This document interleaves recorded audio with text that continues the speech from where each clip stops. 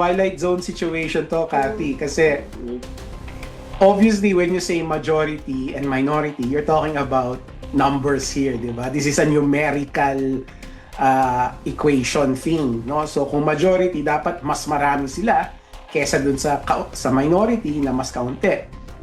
But what's happening now is it seems like we have parang 11-11, right?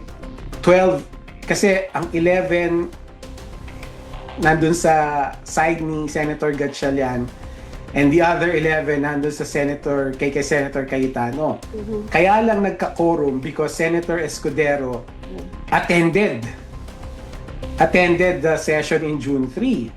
But wala naman siyang sinasabi na lilipat na siya doon sa panig nila Senator Gatchalian. So, sinabi lang niya that he went there kasi duty niya yon. So, right now, if we want to be technical about it, we have 11-11. So, hindi natin alam sino ba ang majority at minority precisely because of that. Ang alam lang natin, Kathy, is that